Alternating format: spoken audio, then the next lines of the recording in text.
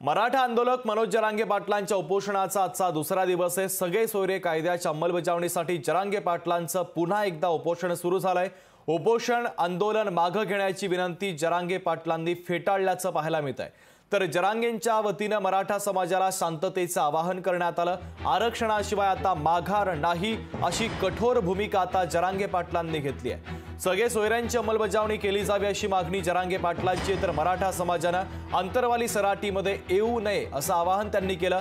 मराठा समाजानं शेतीची कामं करावीत, मी लढायला समर्थ आहे। समाजाला न्याय मिळण्यासाठी लढणं हे माझं कर्तव्य असल्याचं मनोज जरांगे पाटलांनी म्हटलेलं आहे।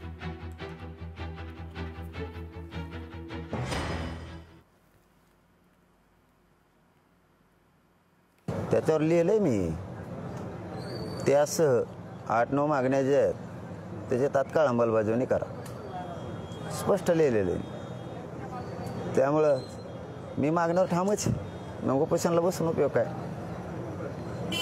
मी ठामच। मराठा समाजानं पण शांत राहावं आणि यांना शांत राहा म्हणायचं कामच नाही, कारण ते नेत्याने सांगितल्याशिवाय शांत नाही राहत। त्याच्यामुळे त्यांचा नेता काय आव्हान करीत नाही त्यांना, त्याच्यामुळे त्यांना ती कायदा सुव्यवस्था बिघडायची, त्यामुळे त्यांना सांगून काही उपयोग नाही।